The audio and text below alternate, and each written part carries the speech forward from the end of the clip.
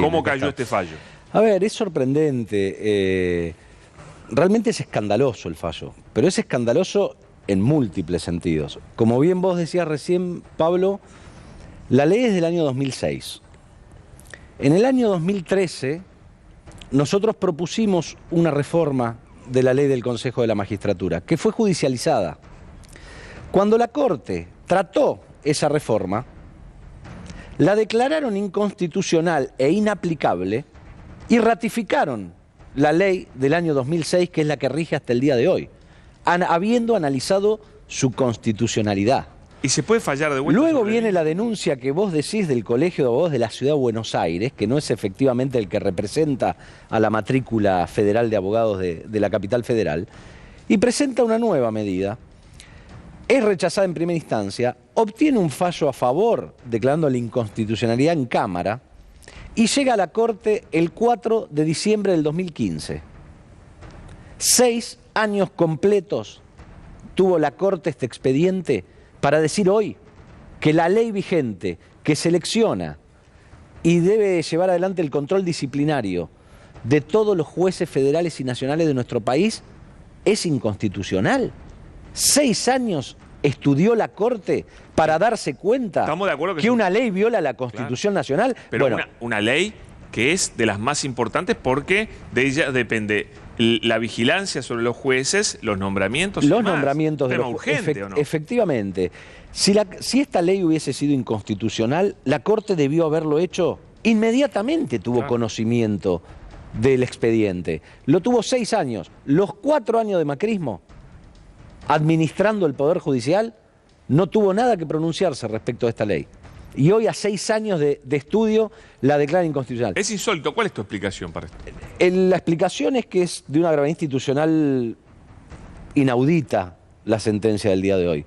Porque la Corte Suprema de Justicia, con todas las críticas que venimos desarrollando respecto del funcionamiento y la calidad jurídica de la Corte en los últimos años, toma una decisión absolutamente política, invadiendo los demás poderes del Estado. ¿Por qué? Porque la Corte, al declarar la inconstitucionalidad de esta norma, tomó algo que no tiene antecedente en el derecho constitucional. No conozco un solo profesor de derecho constitucional de nuestro país y de la región que avale que la Corte, al declarar la inconstitucionalidad de una norma, pueda restablecer una norma que derogó el Parlamento hace 16 años. La Corte bien podría haber dicho, aunque tarde y con todas las críticas que dije anteriormente, podría haber dicho esta norma es inconstitucional, pero lo que hizo hoy es más grave. ¿Por qué? La Corte hoy legisló. La Corte dijo, y debemos volver a la 24.937 del año 97, y restituyó una ley que el Congreso Nacional, el Parlamento de nuestro país, había derogado. La Corte no puede hacer eso. Es un asalto institucional de la Corte sobre una institución de la Constitución que es el Consejo de la Magistratura.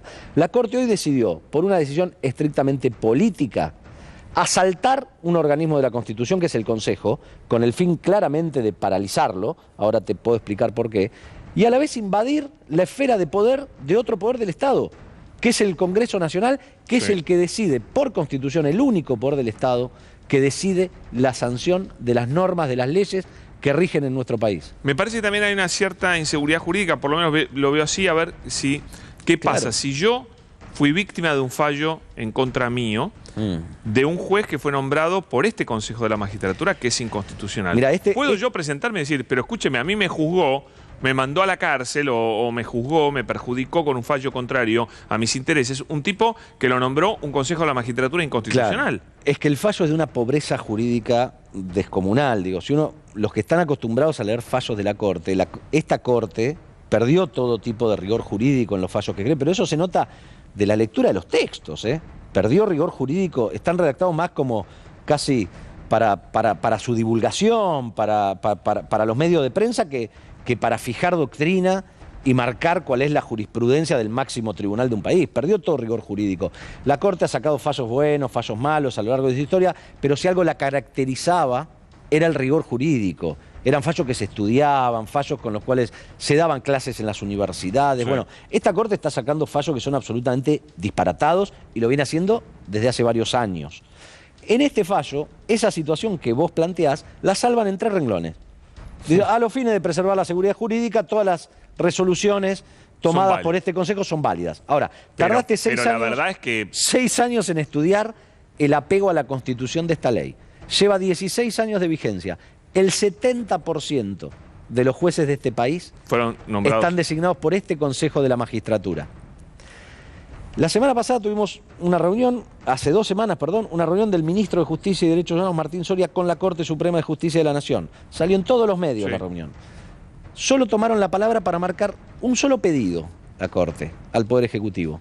La preocupación por la cobertura de vacantes en el Poder Judicial. Y hoy la Corte paraliza el organismo que tiene que llevar adelante los concursos para cubrir la vacante de la Corte. O sea, ¿por qué? Porque ahora fíjate cómo una decisión política te hace contradecir con lo que ellos mismos sostuvieron hace 15 días. ¿Ahora qué habría que hacer? ¿Que hay que nombrar nuevamente? No, lo que hay que hacer, en función del fallo, hay algunas cuestiones que son realmente preocupantes, hay que ver cómo se van a ejecutar, porque el fallo lo que dice es, bueno, el Congreso que legisle. Bien, sí, claro, eso no hace falta ni que lo diga la Corte, porque lo dice la Constitución Nacional. Sí, no tiene que autorizarlo. Pero a la vez dice, restituyo la vigencia de la ley de hace 16 años, que eso es lo que crea inseguridad jurídica. Imagínate, Pablo, y para tantos que se llenan la boca respecto de la necesidad de respetar el republicanismo, etcétera, siempre lo hacen para privilegiar los negocios. Hay que respetar el republicanismo y la independencia de poderes para respetar negocios, no para otro tipo de derechos que son permanentemente violentados en nuestro país. Imagínate qué seguridad jurídica brinda que 4 personas, con el voto de 3 de ellos, puedan restablecer una ley que se derogó hace 45 años. Una ley desde el punto de vista, no sé, que regula alguna actividad comercial. ¿Cómo van a venir inversiones a este país con una Corte que asalta la esfera de poder del Congreso Nacional, del Parlamento, y restituye una ley que por el propio Parlamento derogó hace 25, 30, 40 años? Ahora, lo mismo que dice la oposición siempre, ¿no? Claro, exactamente. Que ahora aplaude este fallo. Exactamente, porque este fallo tiene un contenido netamente político. Todos los argumentos se desmoronan de la sola lectura. Sí. O sea, no tiene ningún rigor lo que resolvió la Corte hoy. Ahora, de vuelta la pregunta es, ¿qué busca la Corte con esto? Bueno, creo que está atravesando una confusión muy grave la Corte en los últimos años. Y lo que produjo esa confusión fue ni más ni menos que los 4 años de Mauricio Macri. La forma en que el gobierno de Mauricio Macri pervirtió el poder judicial, creo que confundió a muchos, algunos con larga trayectoria en el sistema de administración de justicia, y los confundió de tal manera que creen que pueden estar por encima de los demás poderes del Estado. Vos fijate, esta Corte se inmiscuyó en las facultades del Poder Ejecutivo anulando medidas de control sanitario que el Poder Ejecutivo tomó durante la pandemia, perdón. Ahora, con el fallo del día de hoy, esta Corte arroga las facultades del Poder Legislativo poniendo en vigencia una ley derogada hace 16 años. Muy complicado. Y asalta, porque se autodesigna en la presidencia del Consejo de la Magistratura, en el fallo de hoy, sin ningún argumento que justifique eso, asalta otro poder de la Constitución, que es el Consejo. A mí me suena ni más ni menos que a la suma del poder público. O sea, la Corte está diciéndole a los demás poderes del Estado, estoy por encima a los representantes del pueblo, a los que el pueblo eligió para gobernar y a los representantes de la provincia, señores, nosotros estamos por encima de todo. Rompe con lo que debe existir en la República, que es el equilibrio ni más ni menos que pone en riesgo el sistema republicano que adoptó nuestra Constitución, el artículo 1. Hay una perlita de... Quiero ir al tuit de la Universidad de San Andrés, porque de verdad es una vergüenza lo que ha hecho la Universidad de San Andrés con este tuit. Porque lo que cuenta es quién fue la persona, que es un profesor de Derecho de la Universidad de San Andrés, que presenta la causa. Es uno de los que firman la denuncia del colegio. No sé si lo viste esto. Mirá, dice Derecho de la UDESA. La Corte Suprema... La causa la inició el Colegio Ciudad. Felicitamos a nuestros profesores Alberto Garay y el otro tuto que no sé cómo se llama, patrocinante de la demanda. Pero lo que no dice la Universidad de San Andrés es que cuando se presentó esto en contra de la decisión del Congreso, ¿saben quién era el rector de esta universidad? ¿Quién era, viceministro? No. Rosenkrantz. Efectivamente. El miembro de la Corte. En el año 2006. O sea, Claro. es increíble en que el 2014 cuando empezó esta causa, efectivamente.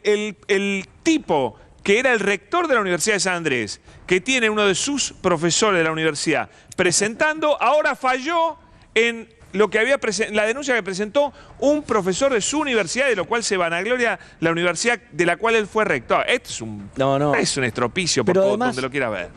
Algo que sinceramente es grave y creo que es importante explicárselo a toda la gente, incluso en la Universidad de San Andrés. Quienes enseñen derecho constitucional, quienes enseñan elementos de la teoría del Estado, no están enseñando esto en las aulas. No, claro que no. Digo, porque esto lo tiene resuelto un estudiante cuando ingresa al primer año a la Facultad de Derecho. Cada poder del Estado tiene determinadas facultades y los otros órganos de los otros poderes del Estado no pueden inmiscuirse en esas facultades. Lo tiene resuelto Kelsen desde hace décadas. Principios generales del derecho que lo estudias en primer año. Absolutamente. Entonces, es verdaderamente escandaloso lo que están haciendo. No puede justificarse de ninguna manera el fallo, salvo la ambición política de jugar en política por parte ni más ni menos que de la cabeza del Poder Judicial. Y yo quiero hacer una aclaración, Pablo, que tiene relación con lo que sostenías también un poco en tu editorial.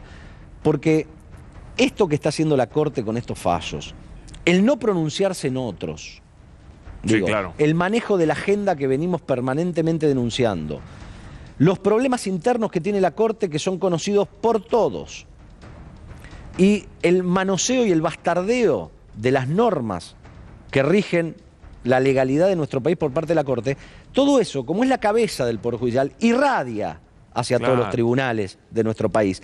Y esto es lo que provoca en parte el sistema de administración de justicia que tenemos, del cual todos los argentinos, estén parados donde estén parados, están insatisfechos con la administración de justicia. Bueno, este es el órgano que los conduce. Recién relatabas el otro fallo que se conoció hoy en la causa Oil. Que efectivamente tiene dos absoluciones que correspondían, que están desde el día 1, debieron ser declaradas en esta causa, porque esa causa nunca pudo haber superado ni siquiera un procesamiento. Tendría que haber sido sobreseído. Ahora fíjate cómo resuelve el tribunal, que vos bien lo destacabas, condena al ex administrador federal de ingresos públicos a la pena de 4 años más inhabilitación perpetua por administración fraudulenta por el no pago de un impuesto que estaba avalado por ley. ¿Por qué? Porque justamente las personas que fueron absueltas hicieron uso del plan de pagos amparados en una ley y toda la normativa que lo permitía. ¿Cómo podemos hacer responsable de administrar fraudulentamente al titular de la AFIP por el no pago, si hubiese existido, cosa que no existió, de un impuesto? Cualquier argentino, digo, me parece es tal la violación que están generando del Estado de Derecho, avalado ni más ni menos que desde la cabeza del Poder Judicial hasta el último juzgado, se ha perdido el respeto por la norma.